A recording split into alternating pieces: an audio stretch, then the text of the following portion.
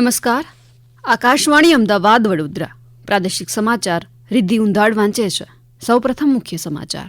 મુખ્યમંત્રી ભૂપેન્દ્ર પટેલે જણાવ્યું કે જ્યારે આપણે વિશ્વ સાથે સ્પર્ધા કરતા હોઈએ ત્યારે વસ્તુની ગુણવત્તા પર ભાર મૂકવો જ પડે. કેન્દ્રીય ગૃહમંત્રી અમિત શાહે નવી દિલ્હીના ગુજરાત ભવનમાં ડાંગ જિલ્લાના વિદ્યાર્થીઓ સાથે સંવાદ કર્યો. પ્રધાનમંત્રી નરેન્દ્ર મોદી આવતીકાલે આકાશવાણી પર મન કી બાત કાર્યક્રમમાં દેશ અને વિદેશના લોકો સાથે પોતાના વિચારો રજૂ કરશે. પશ્ચિમ રેલવેના વિવિધ સ્ટેશનો પરથી 1,65,000થી વધુ યાત્રાળુઓએ મહાકુંભ વિશેષ ટ્રેનો દ્વારા મુસાફરી કરી. જૂનાગઢમાં ભવનાથ તળેટીમાં આજથી મહાશિવરાત્રીના મેળાનો પ્રારંભ થશે.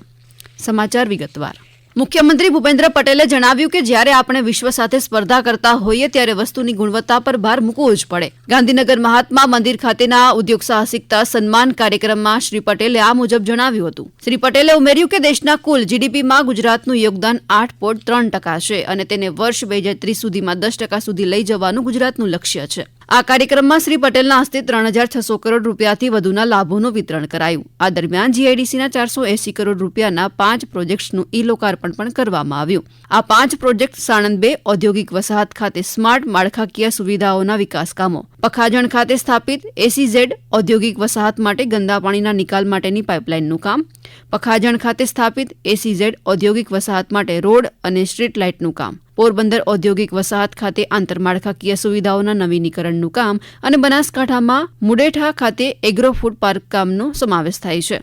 શ્રી પટેલે 250 કરોડ રૂપિયાની ખનીજ કિંમતના 5 માઇનિંગ લીઝના મંજૂરી પત્રો એનાયત કરી ગુણવત્તા રથને લીલી ઝંડી આપી. ગઈકાલથી શરૂ થયેલી આ ગુજરાત ગુણવત્તા યાત્રા લગભગ 50 દિવસ સુધી ચાલશે અને રાજ્યના 33 જિલ્લાઓને આવરી લેશે.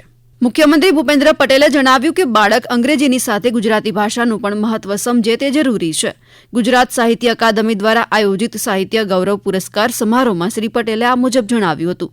શ્રી પટેલે ઉમેર્યું કે આજના યુવાનોમાં સાહિત્ય ક્ષેત્રમાં રસ ઘટતો જઈ રહ્યો છે ત્યારે નવી પેઢી સુધી માતૃભાષાનો વારસો પહોંચાડવાનું કાર્ય આપણી જવાબદારી છે. જીવન માટે જરૂર પડતી હોય, ધંધા રોજગારમાં જરૂર પડતી હોય તો બીજી ભાષા તમે શીખો, કોઈ વાંધો નથી. સારી વસ્તુ છે. 2 ભાષા આવડતી હોય, 3 ભાષા આવડતી હોય, 5 ભાષા આવડતી હોય તો સારી વસ્તુ છે. પણ આપણી માતૃભાષા અને માતૃભાષા ઉપર ગૌરવ કરીને આપણે આગળ વધીશું એવું તો આપણને દરેક જણને મગજમાં આવું. કેન્દ્રીય ગૃહ અને સહકારિતા મંત્રી અમિત શાહે નવી દિલ્હીના ગુજરાત ભવનમાં ડાંગ જિલ્લાના સંતોકબા ધોળકિયા વિદ્યા મંદિરના ગ્રામીણ અને આદિવાસી સમુદાયના વિદ્યાર્થીઓ સાથે વાર્તાલાપ કર્યો. શ્રી શાહે કહ્યું કે વિદ્યાર્થીઓ દેશની પ્રગતિનો પાયો છે અને તેમની મહેનત અને સમર્પણ ભારતને નવી ઊંચાઈઓ પર લઈ જશે. વિદ્યાર્થીઓને ડોક્ટર, એન્જિનિયર અને સિવિલ સર્વન્ટ જેવી કારકિર્દી બનાવવા માટે પ્રોત્સાહિત કરતા તેમણે જણાવ્યું કે જો તમે દેશના વિકાસને તમારું લક્ષ્ય બનાવશો તો તમારો વ્યક્તિગત વિકાસ સ્વાભાવિક રીતે સુનિશ્ચિત થશે અને તેથી તમારો મૂળ ઉદ્દેશ્ય દેશના વિકાસ માટે કામ કરવાનો હોવો જોઈએ. પ્રધાનમંત્રી નરેન્દ્ર મોદી આવતીકાલે આકાશવાણી પર મન કી બાત કાર્યક્રમમાં દેશ અને વિદેશના લોકો સાથે પોતાના વિચારો રજૂ કરશે. આ માસિક રેડિયો કાર્યક્રમનો 119મી કડી હશે. આ કાર્યક્રમ આકાશવાણી અને દૂરદર્શનના સમગ્ર નેટવર્ક, આકાશવાણી ન્યૂઝ વેબસાઇટ અને news on air mobile application પર પ્રસારિત કરવામાં આવશે. આકાશવાણી સમાચાર, દૂરદર્શન સમાચાર, પીએમઓ અને માહિતી અને પ્રસારણ મંત્રાલયની યુટ્યુબ ચેનલો પર પણ તેનું જીવંત પ્રસારણ કરવામાં આવશે. હિન્દીમાં મન કી બાતના પ્રસારણ બાદ ગુજરાતીમાં તેનો ભાવાનુવાદ પ્રસારિત કરાશે. આ ઉપરાંત આવતીકાલે રાત્રે 8 વાગે રાજ્યના તમામ આકાશવાણી કેન્દ્રો પરથી મન કી બાત કાર્યક્રમના ગુજરાતી ભાવાનુવાદનું પુનઃ પ્રસારણ પણ કરવામાં આવશે. આગામી 26મી ફેબ્રુઆરીએ અમદાવાદનો સ્થાપના દિવસ છે ત્યારે આ વર્ષે અમદાવાદ મહાનગરપાલિકા દ્વારા સ્થાપના દિનની ઉજવણી નગરદેવી ભદ્રકાળીની યાત્રા દ્વારા કરાશે. આ માટે મહાનગરપાલિકા અને ભદ્રકાળી માતાના મંદિર ટ્રસ્ટ દ્વારા વિશેષ આયોજન કરવામાં આવ્યું છે. આ અંગે અમદાવાદ મેયરની ઉપસ્થિતિમાં પત્રકાર પરિષદનું આયોજન કરાયું હતું જેમાં રામબલી પ્રયાગ તિવારી ટ્રસ્ટના અધ્યક્ષ શશિકાંત તિવારીએ જણાવ્યું હતું કે આ નગરયાત્રા ભદ્રકાળી મંદિરથી જગન્નાથ મંદિર સુધી યોજાશે જેમાં માતાજીની પાદુકા રથમાં મૂકીને આ યાત્રા યોજાશે. भद्रकाली मंदिर, वहाँ से लेकर के 3 दरवाजा से माणिक बाबा का मंदिर, वहाँ से फिर म्युनिसिपल कोठा, जगन्नाथ मंदिर, महंत श्री आरती उतारेंगे. फिर वहाँ से हम हवेली होते हुए साबरमती नदी की आरती उतार करके महालक्ष्मी माता जी का मंदिर, उसके बाद बसंत चौक, लाल दरवाजा होते हुए बहुचरा जी का मंदिर और फिर यहाँ पर निज मंदिर में पहुँच करके छोटा सा हवन होगा और हवन के बाद भंडारा होगा. ये हमारा कार्यक्रम है. આ સમાચાર આપ આકાશવાણીના અમદાવાદ વડોદરા કેન્દ્ર પરથી સાંભળી રહ્યા છો. આ સમાચાર આપ અમારી YouTube channel AIR news Gujarat પર પણ સાંભળી શકો છો. વધુ સમાચાર માટે આપ અમારી વેબસાઇટ newsonair.gov.in/gujarati અને અમારા એક્સ હેન્ડલ AIR_news_ABAD ને ફોલો કરશો. પશ્ચિમ રેલવેના વિવિધ સ્ટેશનો પરથી 1,65,000થી વધુ યાત્રાળુઓએ કુંભ વિશેષ ટ્રેનો દ્વારા મુસાફરી કરી છે. યાત્રાળુઓના ધસારાને પહોંચી વળવા માટે પશ્ચિમ રેલવેના વિવિધ સ્ટેશનો અમદાવાદ, સાબરમતી, મુંબઈ સેન્ટ્રલ, વાપી, વલસાડ, ઉધના, વડોદરા, વિશ્વામિત્રી, ભાવનગર, રાજકોટ, ઇન્દોર વગેરે પરથી 125 ટ્રીપ ખાસ ટ્રેનો ચલાવાઈ રહી છે.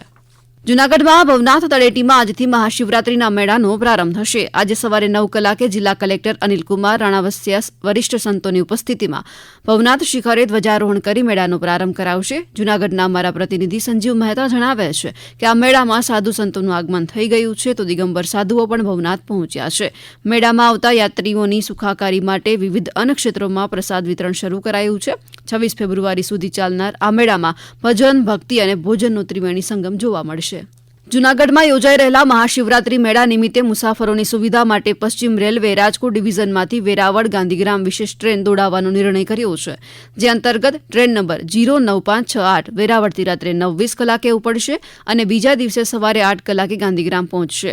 ટ્રેન નંબર 09567 ગાંધીગ્રામથી સવારે 10:10 વાગે ઉપડશે અને તે જ દિવસે સાંજે 5:40 વાગે વેરાવળ પહોંચશે.